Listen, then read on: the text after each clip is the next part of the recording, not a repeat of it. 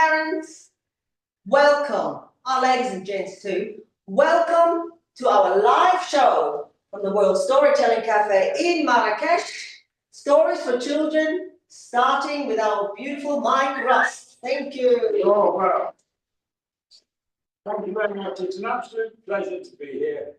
It's been my turn to fly the magic carpet. So I started off with Much Wenlock. I was going to play you a tune from Much Wenlock and My Little Boy. You don't carry big instruments around, you just carry little. So I was going to play the Much Wenlock tune. So I come from Much Wenlock in Shropshire, which is halfway up the English-Welsh border on the English side, and away we go again. Oh, hang on, it's all gone. Keep going. Keep going, keep going. So I'm just going to tell you a little story that comes. Now we've got a new phrase for Milburger. Now Milburger was the one that started off Much Wenlock. Now Much Wenlock has been there since the Roman times, but in the Saxon times, in about the 600s, even we think that's a long time away. I know you Americans think that 60 years ago is a long time ago, but even we think that 14, 15, 1600 years ago, it was around the time of the 600s, and her father was Meriwell, and he was a king. He was he had two wives. He had an English wife who died quite early on, and he had a Welsh wife, and the Welsh wife, he had a daughter by her called Milburger.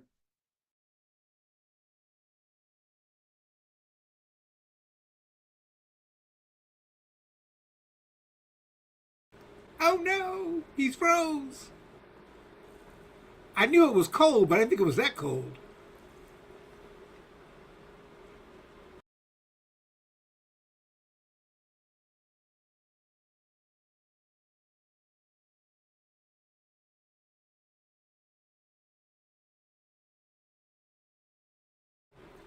Well, while we're waiting for him to come back, it was so cold in Washington, D.C. a few days ago, the devil stole a brand new coat, said, "Oh, heck no," and went home.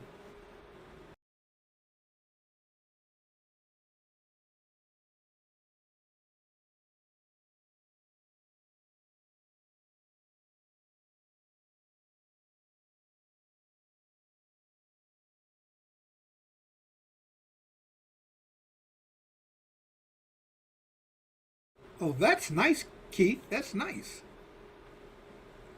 What's going on here? Admit.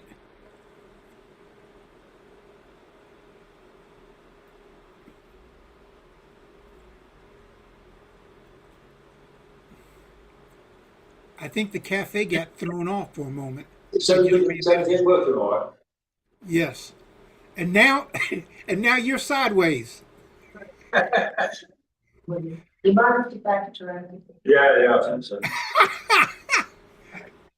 Back and forth and forth and back. Glad you're back. Can you hear me okay? We can hear you. We can see you. You can hear me and you can see me. Right, okay. Yes. Yes. So let's start out with her going back a bit. And she became the prioress of Much Wenlock.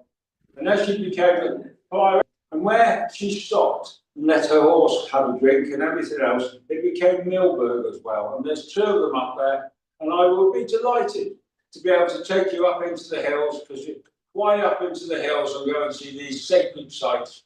And these are the sacred sites of the sacred places of Milburg. Now, one day, just as the spring was coming out, and she looked round, and she looked at one side, and the one side was called the Aigdale, and the other side is called the Corddale. And she looked at one, and she looked at the other, and all the people from the Corddale had come over to the Aigdale. And there was too many of them. And so there wasn't enough supplies, and there wasn't enough victuals, they call them sometimes in those days, to feed everybody. And everybody was having to share them and everything else. But all the kids were going to bed. And as the kids were going to bed, they were crying because they were hungry, and it was cold, and it was wet. And she sat down and said, "Well, why are you come all the way from the Corddale over to the Aigdale and eating all their food? And they've been nice to you, looking after you the best they can, but they haven't got a lot themselves. So why don't you go back home?" And they looked at her and said, "Well, it's the snake." And she went, "What snake?" He said, "There's a great big snake over there, and he keeps on coming and biting us.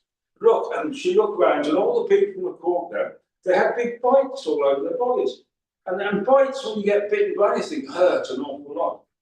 And some of the fingers were missing, and they were limping and stuff like that. She said, well, why didn't someone come and do something about the snake? And she went, well, we can't do anything. Can you do something? And she said, yes, I can. And so she hopped on a horse and she went over the top of the Wenlock Edge and she went down the other side and she went into the pool there. Now there was nobody there at all. So she just ran a bit, and in the end, the snake jumped out and tried to bite her. Well, as the snake jumped up, she grabbed it by the throat and stood up and said, what's all this then? What's all this where you are actually biting all the people and scaring all the children and nobody's happy and everybody's cold and wet? You know what your problem is? You are a bully. And I don't like bullies. And the snake went, and she said, well, I'll tell you what I'm going to do. I'm going to take your bite out of you. And she put her hand into his throat and she twisted and she pushed and then she pulled and she took the bite out and she put it in her pocket and said, there, go away and see how you like it when you haven't got a bite. And the snake had slithered on. Well, all the people went back to the courtyard and everything was tickety-boo, but then the kids found the snake. Well, of course, the snake didn't have a bite. Well, they'd been picked on before, hadn't they? Well, now it was their turn. So they picked up the snake and they hung it from a tree and they pushed it so it went that way and that way and that way, and its tail was up there and they started chucking potatoes at it. And they got a prize if you could hit the snake. And they were doing that, and then they made it into a circle, and they got a piece of willow and they made that into a circle, and they tied the snake to it, and they started bowling it up and down the road. And the snake was really, really cold and it was tired. And when they released it, it went and hid under a tree. And the snake cried. And he was so loud and he was so sad, he said, there's only one thing to do. So he slithered all the way to Much Wenlock and sat outside the priory, outside Milburger's house. He sat there, and it was cold, and it was wet, and it was bleeding snake. And finally, Milburger came out the next morning, because every morning, Milburger came out and fed all the birds. So first, every time the sun went out, she went out, fed all the wild birds to make sure that they were happy, and the swans would come round and she'd feed them at the same time. And all the wild animals, they all liked her. So she was sat there with all her friends, all the little birds that flew down and flew away and everything else. And she just kept going. And then finally the snake came along and she looked round and went, what's happened to you? Well, the snake told his story about how sad he was and how sorry it was he'd been a bully in the first place, but he just wanted all this to stop. And he understood the difference between a bully and being a victim. And he didn't want to be either. He just wanted to have his life back so he could live with everything else. He'd learned his lesson. So Milburger thought, and this is what she did. She took the bite out of her pocket and she tore it in half and she chucked half of it away and flattened it and blew on it. She said a prayer.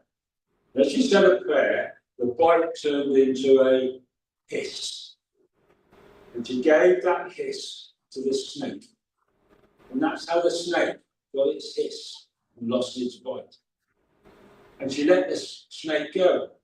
So nowadays, if you come to the UK and you walk through the hills with me, and I hope you all will one day, you come to the Much Wenlock Edge and you go up to the Clee Hills, and I can show you the whales that she sat by all those years ago with her pony. You won't see many snakes, but you might hear a hiss, because what he did was, he wouldn't have lived his life all by himself, and that's where he stays. And he's quite shy now because he doesn't want to cause any trouble. So if you see him, he'll turn and he'll slither away in one direction or he'll slither away in the other direction. And sometimes, just in the first light, if you sit very quietly and you play a tune, you can hear the snake hiss. And that's how he got his hiss. That's that one not done yet. So, as I'm sat here, So I've been in the company of Avita all day. And we've been to a school and we've had a really nice time at the school talking to the kids here in Marrakesh. And we've had a cracking time. And I ended up playing chess in a children's playground. And do you know one of the nicest sounds anywhere in the world? Now, I don't know if you go to any school, at any place, the nicest sound is children playing in the playground. When you hear a noise, children playing in the playground, and that happy sound, and you know that you're in a good place. And that's what I heard today. I was sat there and it came to, we call it recess. Other people call them all sorts of things. But one of the names in shops that we would call it was playtime. And the kids had their playtime and it was just lovely to sit there with them. So I came over to talk to them and to do this. And tomorrow night I'm doing my story round in conjunction with Get a Word in Edgeways. And everybody's welcome to come, and I'm going to sit here in exactly the same place, and you can all tell stories to me and everything else. But one thing we do have to say is that Waleed is here. So I'm going to invite Avita to come and tell us a story because she's here, my pal, and then I'll do another one and we'll see where we go. So big round of applause for Avita.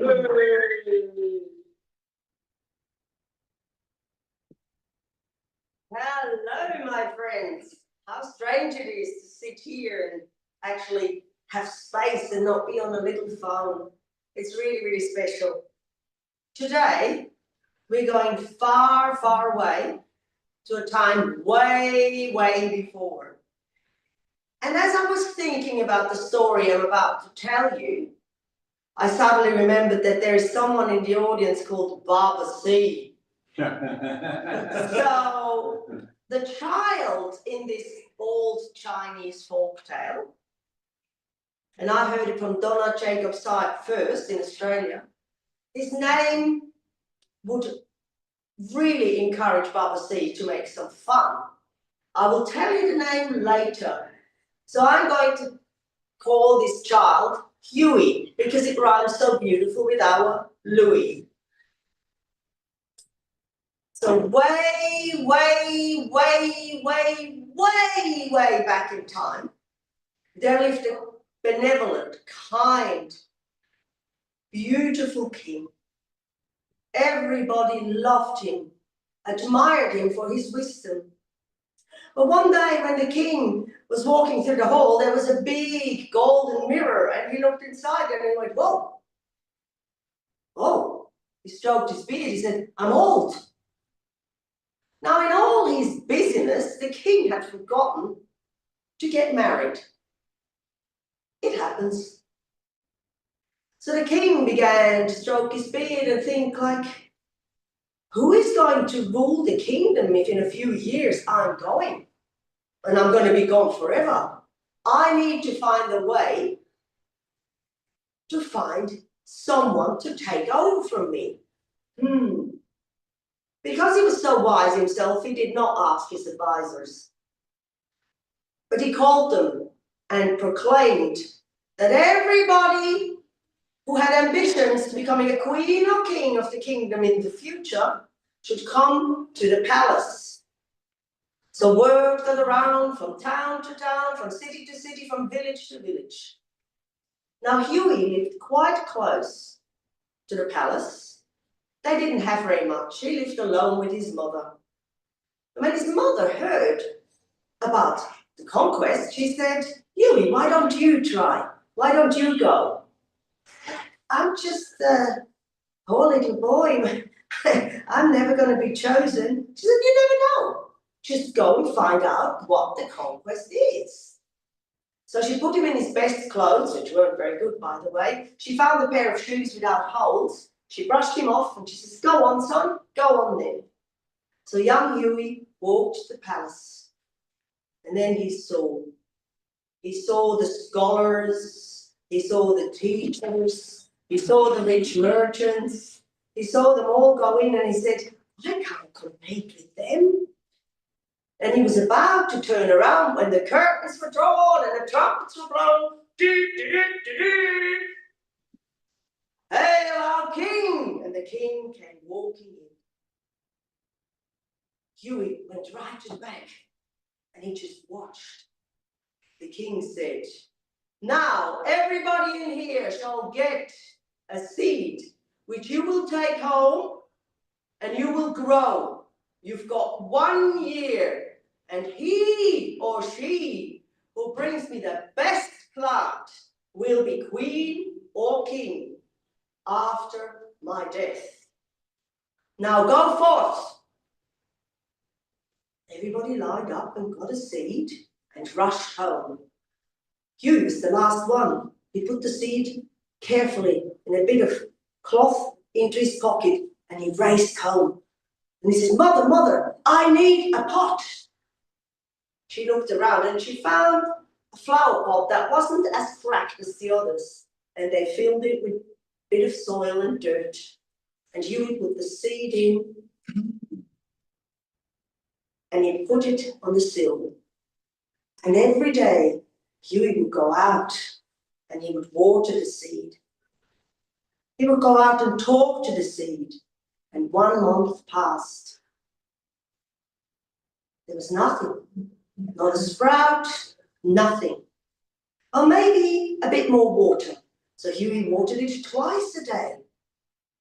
2 months, 3 months, 4.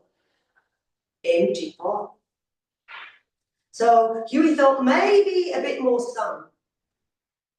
5 months, 6 months, 7. Less sun. He put it in the shade. He watered it. He talked to it. He sang to it.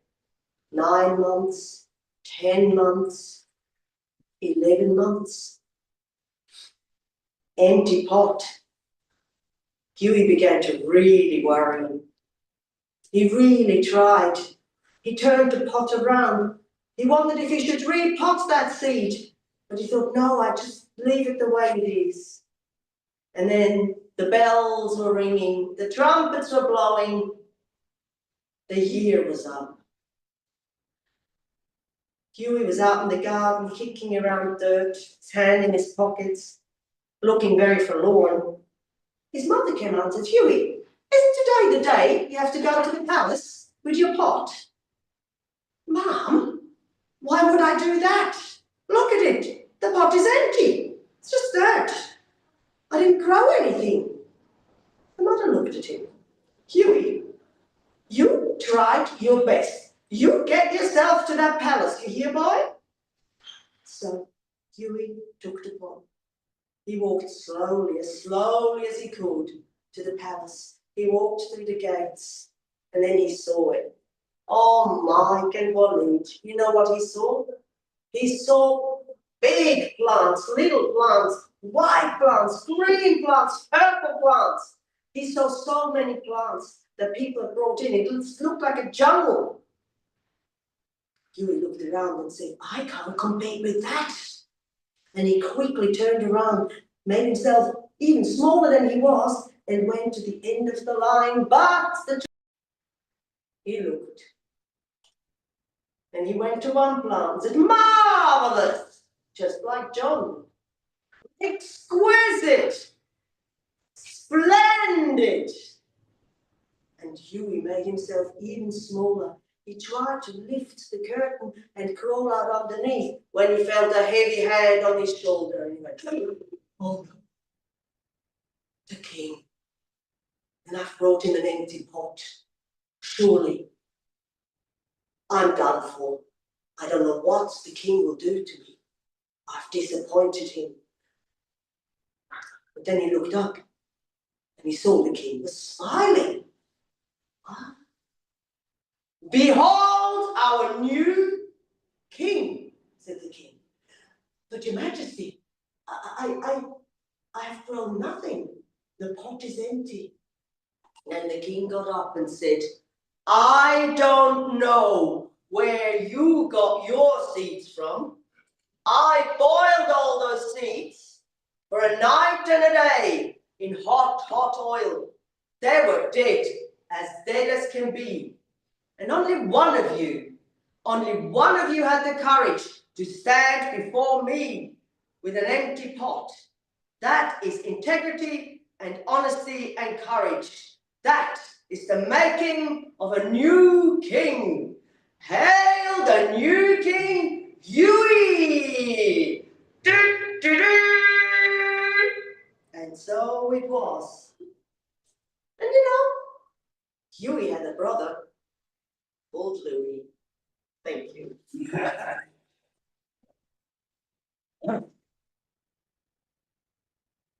Well, I'd like to say very much thank you to Rita for being here with me today and for doing that and everything else. And so we'll do one more, I think, and we'll probably wrap it up. This one was going because just as the children were leaving to go to school, the TV turned round and went, "Where are you going?"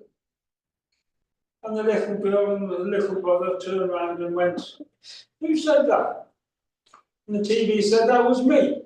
I want you. Where you go every day? You get up in the morning and you watch me. And then Mum comes and turns me off.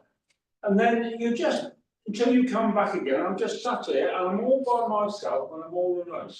And then you turn me back again, then you look at me until it's time for everybody to go to bed, then you turn me off again. In the daytimes, I get lonely. So where do you go in the daytimes?" And I said, "Well, we go to school." And the TV said, "Can I go to school as well, please?"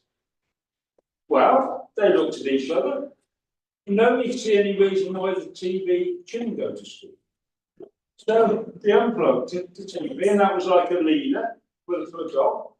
And they took the bowl of, there's always a bowl of flowers on top of the TV. They took that off, and they turned around, and the mum said, "Well, do you want some lunch?" So she did another bag. Now, the bag they gave the TV was one of those that went on the back. Because there were two sorts of bags that the children had. One you hold in your hand, there's one that you have on your back. So he had to put a bag, and he had a banana, and he had some yogurt, and something to drink, and a water bottle, and she put them all in, and the three of them all went to school. And the TV went in with the little girls class and sat down there, and the teacher looked at him and went, "What are you doing here?" She said, "Well, I want to come to school with you." And he said, "Well, what do we call you?" He said, "Well, you call me TV." And he goes, "Okay, we'll call you TV. That's not a problem at all. You sit there at the desk there." And all the classes were there, and they did the register. They did all the register like you do. And you talk to how they do the register to make sure who's there and who's ill, and make sure everybody got to school on time and all that kind of thing. And the first lesson was singing lesson. So the teacher stood up and got a stick and said, "Come on then, we're going to sing a song." And they sung the song that everybody knows, and it's called "Twinkle, Twinkle, Little Star." Twinkle, twinkle, little star, how I wonder what you are. Da da da da da da da da da da. Stop! And she looked at the TV and she said, "Why aren't you singing?" And the TV said, "Well, I think that's a stupid song." And everything went quiet. And all the children turned around and said, "You shouldn't have talked to the teacher like that. That was a really, really bad mood." She doesn't get cross often. And the teacher looked at him and said, "What did you say?" And I said, "I think that's a stupid song." And when you stand in front of the teacher and you really worry, you hand on your back. And then your hands when you're going like this. Right? With the two legs all coming up, and the TV was going like this with its two legs and everything else. But he turned around again and he went, "I still think it's a stupid song." So the teacher said, "Right, you come and you stand in front of the class, and if you stand in front of the class, you will then," has it gone on? No, that's fine. And sing the song all by yourself. And they went, "Pardon?" And all the class went quiet. And she said, "Come here, TB, stand here and sing the song all by yourself in front of the whole class and me." So the TV stood at the front and it was trembling a bit. And it took a deep breath and it went, "Black and white, blue and green, toffee paper. Black and white, blue and green, toffee paper. Black and white, blue and green, toffee paper. Black and white, blue and green, toffee paper." And the teacher went, "What? What are you doing?" And he went, black and white, blue and green, copy paper, black and white, blue and green, copy paper. Go and stand outside. So the TV had to go and stand in the corridor all by itself. And she sat down and the whole class looked up and they went, black and white, blue and green, copy paper, black and white, blue and green, copy paper. Get out, she said, all of you. And the whole class had to go and stand in the corridor, and they were standing there, and there was a TV, and there was the whole class, and the teacher was in the classroom all by itself, and they were going, black and white, blue and green, copy paper. And the headmaster came. He said, what are you doing? Singing black and white, blue and green, copy paper. And once he started singing it, he couldn't stop either. So now there was the TV, and there was the class, and there was the headmaster, and they're all standing there going, black and white, blue and green, copy paper, black and white, blue and green, copy paper. And the headmaster said, we come out, follow me. So they walked into the playground, and they saw the janitor. Now the janitor is the guy in England who looks after the building and everything else, the sweeps the playground and everything else. And he said, why is the headmaster and class 4 and the television all singing black and white, blue and green, copy paper? And once he started, he couldn't stop either. So he walked out and he was in the street. So now there was the janitor, there was the headmaster, there was class 4, and there was a TV, and they were stood in the street and they were all going, black and white, blue and green, copy paper, black and white, blue and green, copy paper. And the policeman came past. And he goes, why is the janitor and the headmaster and the class from that school and the TV all sitting in the road going black and white, blue and green, copy paper, black and white, blue and green? Once he started, he couldn't stop either. So now there's the policeman there, and he says, well, we can't stay in the middle of the road, we'll start walking. As he started walking down, there was the policeman, there was the janitor, there was the headmaster, there was class 4, and there was a TV, and they went past the fire station. And the fireman went, why are they all singing black and white, blue and green, copy paper? And the whole fire engine, the fire station, they all started singing it, and they had to come and join it. Now there were 15 firemen, there was a policeman, there was a janitor, there was a headmaster, there was class 4 and a TV, and they were all singing black and white, blue and green, copy paper, black and white, blue and green, copy paper. And the mayor was in his office.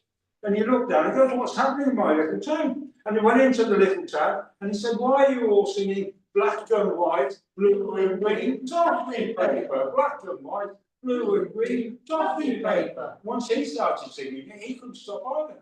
And the only thing he could think of while he was walking round with 15 firemen, a policeman, the janitor, the headmaster, the class 4 and the TV was to get on a train, to get out of the town. So they all got on a train. And the train driver looked around and said, why are all these people sitting on my train going black and white, blue and green, copy paper, black and white, blue and green, copy paper?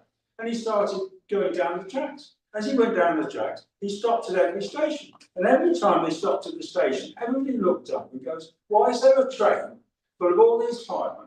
And there's a headmaster, and there's a policeman, and there's a janitor, and there's class 4, and there's a TV.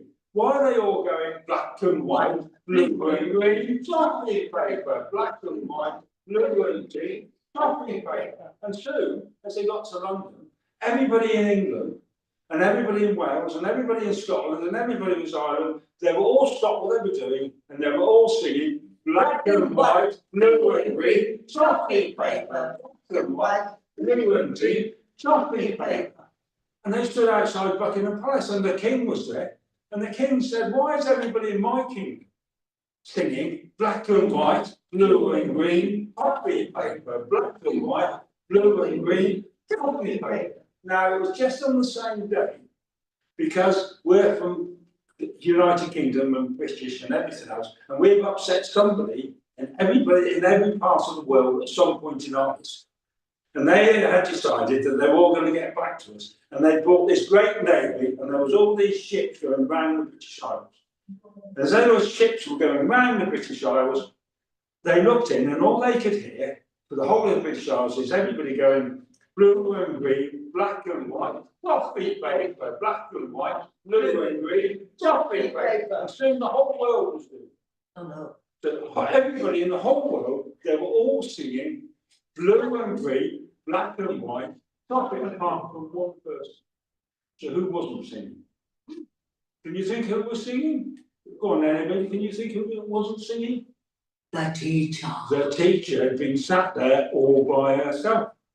And in the end, she stood up and she went outside and she looked round and she went, "Stop it!" And everybody stopped. And everybody went home. So the firemen, they all went home. The train driver, he took the train back. The mayor went back to his office. The policeman went back to his police station. The janitor went to cleaning up the playground. The headmaster went to his office. And the teacher went back to his. So the king said, "This is what you're going to do.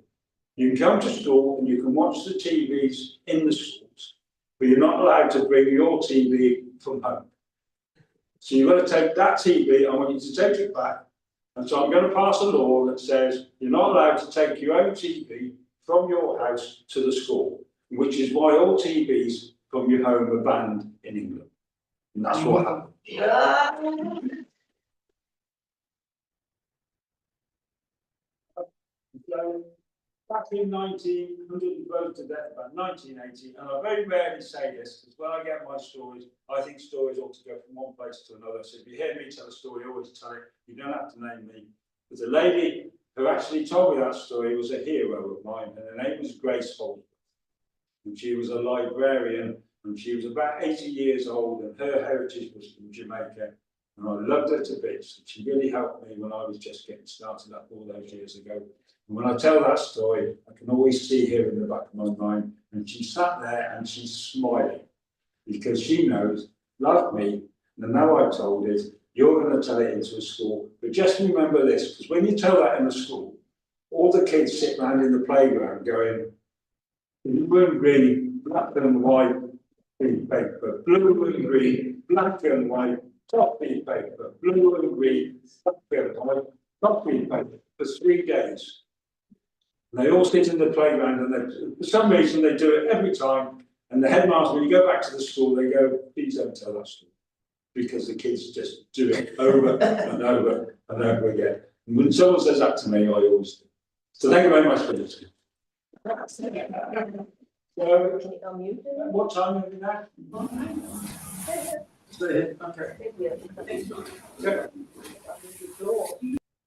Okay. Oh, no, John's here. What's the time? I don't know. What's the time, Andy? Oh, well, that's okay. So there's about right, John.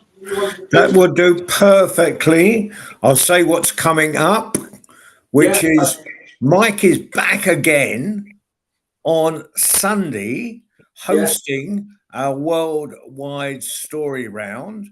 Are you hosting it from the cafe, Mike?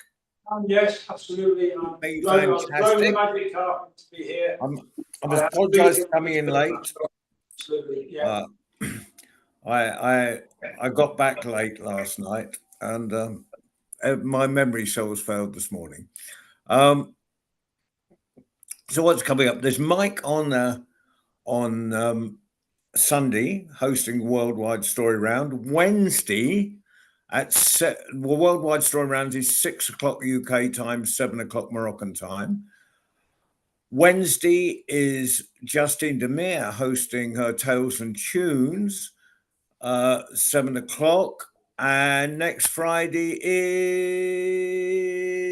Liz Weir, 6 o'clock. Oh, great. Oh, good. Okay. Thank you very much, both of you. Thank you, King Louis. Thank you, Waleed, flying the magic carpet. Yeah. Okay, well, I hope you enjoyed it. It's been an absolute pleasure to sit here. And like I normally do, I'm just going to sit there and have a walk around, and I'm going to think of you all being envious, because I'm sat in Marrakesh. But there is talk of, while I'm over here, of another festival in 2027. So hopefully That's going to happen, and that's going to be great. Thanks, And buddy. we grab this. Hey, Waleed. Okay. See you. Waleed! Buddy. Oh, this has been a treasure and a pleasure. Baba, yeah, absolutely. I hope you've enjoyed it all. King Louis, do you approve? Talked about it a bit, so that's great. Okay. Time for bed, guys. Hello. Anyone under the age of Bye everyone, see you Sunday. It's only Thank you very 1:30 much. p.m. Bye, my everybody. side. Bye. Thank you guys. Bye. Everybody take care. I'm going to lunch. I'm going to dinner. See you, Don. Okay. Good night. Well, Bye. in Thank certain you. parts of the United States, lunch is called dinner, but the third meal is called supper. Yeah, that's same here. No, you're just getting all Yeah. wrong again, Baba. Don't worry about it. Anyway, bye everyone. Take care. Bye-bye. Later, Louis. Everybody take care. Have a fantastic Friday and a wonderful weekend. See you later, Ramsey. All right. Ta-da, ta-da. Bye bye. Great stories, Mike. Thank you, mate. Measure stories, thank you. All right. It's like you know what they say, a story's only alive when it's been told. If it's not being told, it's not alive. Baba C. Someone should take a picture of this. Baba C. Yes, ma'am. His name was Ping. His Oh, name was Ping in my story, and I knew if I started with that, you would be getting typing all kinds of parts. You ever played ping pong when you were a kid? Okay, there we go. Yes. Bye.